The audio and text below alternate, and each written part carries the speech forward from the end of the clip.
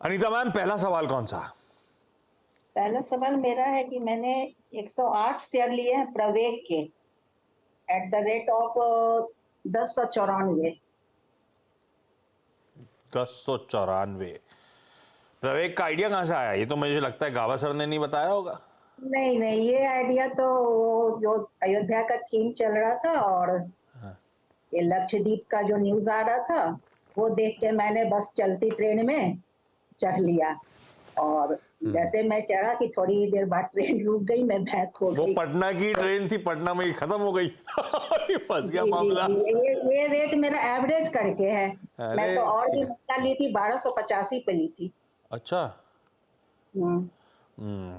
प्रवेग, बात सही है। ये थीम ने बहुत पकड़ा था तूल, गजब का रीरेट हुआ ये स्टॉक। लंबा चार्ट खोलिए डायरेक्टर साहब। ये कंपनी वैसे एग्जीबिशन वगैरह के लिए जानी जाती थी, फिर इसने वो मेरे ख्याल से वाइट रन में टेंट सिटी डाली, फिर धीरे धीरे करके वो जो स्टैचू ऑफ यूनिटी वहाँ पे, फिर अयोध्या के टाइम पे इसके चर्चे चले कि वहाँ पे भी टेंट सिटी खड़ी करेंगे। ये आप सही कह रहे हो, बहुत तूल पकड़ा, बहुत मोमेंटम आया। सत्य साहब क्या करना है? एक तरफा मूव आया था इस स्टॉक में, अब 988 पे चल रहा है। अपनी खरीद है ऑलमोस्ट 1100 की। भाव मिलेगा नहीं मिलेगा? आशीष जी, मैं वही देख रहा हूँ कि इसमें क्वांटिटी कितनी ट्रेड होती है। लाख शेयर ट्रेड होते हैं, लाख 1.5 लाख शेयर ट्रेड होते हैं, क्योंकि ये काउंटर मैंने पहली बार मैं चार्ट पे देख रहा हूँ, to be very frank with you. मैंने मुझे पता नहीं था ये स्क्रिप्ट के बारे में। एनीवे देखिए, चार्ट अगर देखें तो मुझे लगता है 950 970 इसके लिए एक स्ट्रॉन्ग सपोर्ट जोन है, जहां पे आप कह सकते हैं कि क्लस्टर ऑफ सपोर्ट है, जहां पे 10 20 50 100 एंड 200 डीएमएज आते हैं। तो ये एक स्ट्रॉन्ग जोन होता है कि इतना जल्दी टूटता नहीं अनटिल अनलेस कुछ नेगेटिव आप कह सकते हैं कि न्यूज यहाँ पे आए। तो मुझे लगता है कि ये जो काउंटर है ये थोड़ा सा कंसोलिडेट हो रहा है, एक्यूमुलेट हो रहा है इस लेवल के ऊपर। इवेंचुअली मुझे लगता है ये 1100 प्रोबेबली 1200 तक भी जाए। तो काउंटर को देख के तो लगता नहीं कि यहाँ पे कोई दिक्कत वाली बात है। तो आप फिलहाल तो मैडम आप बने रहे, स्टॉप लॉस होगा आपका 925 का। यहीं पे स्टॉप लॉस की अहमियत थी। आपने सही टाइम पे, बहुत खबरों में था, सही कह रहे हो, बहुत मोमेंटम में था, अपन ने मोमेंटम चेज किया था। अगर स्टॉप लॉस लगा के 20 25 50 रुपए जहां से भी निकलना था तो इस तरह का नुकसान ना हो रहा होता। वो तो लकीली बहुत ज्यादा करेक्ट नहीं हुआ है, हल्का सा डंडा पड़ के कंसोलिडेट ही हुआ है ज्यादा। अदरवाइज एक तरफा मूव थे, अगर गिरना शुरू होता तो काफी गिर सकता था। खैर, ये है प्रवेग पे इस समय का व्यू। मयूरी मैम, अगला सवाल। हाँ, मेरा अगला सवाल है टाटा स्टील। मैंने लिया था 135 रुपीज में, रुपीज के अंदर में 700 क्वांटिटी। अरे वाह, इसमें प्रॉफिट है, लेकिन कब तक रुकना है और कब मतलब सेल करना है ये बता दीजिए। बहुत ही बढ़िया स्तरों पे लिया था, बहुत ही बढ़िया प्रॉफिट हो रहा है, बहुत अच्छा मूव टाटा स्टील एंजॉय करे। आपने क्यों लिया था? फंडामेंटली लिया था, मोमेंटम में आ रहा था, ले लिया था? टाटा स्टील चुना कैसे? ले लिया था ऐसे ही, डाउन गया था तो भैया ने बोला ले लो, ले लिया। सही बात है भाई, जिसने भी बोला पता नहीं क्या अजम्पशन था, लेकिन मोमेंटम में बहुत बढ़िया है। मेटल एज अ स्पेस बहुत बढ़िया मोमेंटम में है। सत्य साहब, बढ़िया ट्रेड रहा ये मोमेंटम प्ले। कितना और दमखम है, कैसे अप्रोच करूं, कहां मुनाफा बांधूं, कहां स्टॉप लॉस लगाऊं, कैसे अब इसमें स्ट्रेटेजाइज करूं? आशीष जी देखिए, टाटा स्टील ही हमारा भी एक बाय पिक था और हमें लगा था, क्योंकि जब जिस तरह से ये 130 135 के आसपास कंसोलिडेट हो रहा था और उस टाइम ऐसा था सिचुएशन कि ऑलमोस्ट हर एक सेक्टर चल गया था सिवाय मेटल के। तो थोड़ी नजर मेटल पे लगी, तब वैल्यूएशन या प्राइस वाइज आप कह सकते हैं कि मुझे टाटा स्टील थोड़ा अट्रैक्टिव लगा कि 135 140 में बुरा नहीं था। तो जिस तरह से टाटा स्टील में मोमेंटम आया और हर मोमेंटम में हर लेवल पे ये ब्रेकआउट देते गया। फिलहाल अगर बात करें तो 160 के ऊपर टाटा स्टील जिस तरह से फ्लोट हो रहा है, तैर रहा है, मुझे लगता है कि इवेंचुअली ये 200 का टेस्ट करेगा। प्रोबेबली यहाँ पे एक बार डिप भी आ जाए, 160 का लेवल टेस्ट हो जाए। ये सब वोलेटिलिटी आपको डाइजेस्ट करनी पड़ेगी। 150 का स्ट्रिक्ट स्टॉप लॉस होगा सामने, 200 प्लस का टारगेट लेके टाटा स्टील में काम करे। वाह, 200 प्लस, 135 की खरीद। अभी तो रुकी है, अभी तो जर्नी आधी हुई है ऐसा लग रहा है। और बढ़िया मूव्स एंजॉय। पर ये क्या है, मेटल वेटल के फंडामेंटल अपनी जगह, मोमेंटम होता है। मोमेंटम में स्टॉप लॉस बहुत ही जरूरी है। 150 पे लगा लीजिएगा इस समय, और फिर सत्य साहब जैसे जैसे मोमेंटम आता जाए अपन ट्रेल करते रहे, है ना? हाँ, एक स्टॉप लॉस आप ट्रेल करते जाए। एक जनरली एक थंब रूल होता है कि मेरा इन्वेस्टमेंट है, फॉर एग्जांपल मैंने 150 पे लिया है तो मैं 150 प्लस 5% ऐड करूंगा, स्टॉप लॉस लगा दूंगा। जैसे काउंटर बढ़ते जाएगा एक पर्टिकुलर लेवल के बाद मैं स्टॉप लॉस को थोड़ा थोड़ा थोड़ा करके बढ़ाते जाऊंगा, सो दैट अगर कहीं बाजार में फॉल आता है, कोई मेटल में निगेटिव न्यूज आता है, तो मैं फंसू नहीं और मेरा एक 5% 10% तो भी सेव हो जाए। बिल्कुल ठीक भाई। इस स्ट्रैटेजी के साथ मयूरी मैम बने रहिए टाटा स्टील पे। फिलहाल के लिए मेरा स्टॉप लॉस है 150 का। अनीता मैम, अगला सवाल। ट्राइडेंट के लिए है मेरा अगला सवाल, जो कि मैंने 1000 शेयर लिया है 46 के रेट पे। ये आइडिया कहां से आया? ये एक दिन न्यूज सुन रही थी कि टेक्सटाइल सेक्टर में अच्छा रहेगा साल, तो फिर देख के ले लिया। या आपने कहा था कि गाबा सर को सुनते हो, फिर आपने कहा अनुज जी को सुनते हो, मन की करते हो अपनी। हाँ, गावस्कर का भी मैंने इधर लिया है, यूपीएल, हिंदुस्तान पेट्रोलियम, अच्छा। Federal bank. मतलब अपना वाला जो लिया था, जो फंस गया उस पर क्वेरी पूछ रहे हो, जो नहीं फंसा उसमें क्या पूछना। ठीक बात। सतुर साहब, ट्राइडेंट लिमिटेड 46 की खरीद 40 पे चल रहा है, 5-6 रुपए मेरी खरीद से नीचे। जी आशीष जी, मुझे लगता है कि ट्राइडेंट का एक लेवल जो है वो इम्पोर्टेंट है, वो है करीबन 37 का। 37 के आसपास अगर आप वीकली चार्ट देखते हो तो 37 पे बेस बना है, 37 36 ये बेस बना है।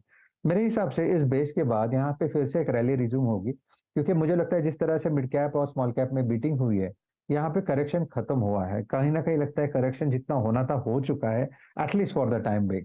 सो मेरी तो सलाह यही होगी कि आप फिलहाल बने रहे।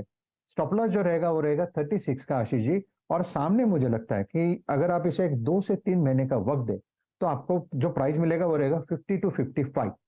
तो Trident I think yes it's a good buy, आप इसमें बने रह सकते हो, लेकिन स्टॉप लॉस के साथ 36 स्टॉप लॉस होगा। 36 मेरा इस समय स्टॉप लॉस होगा। फिलहाल के लिए होल्ड करिए इस स्टॉक को।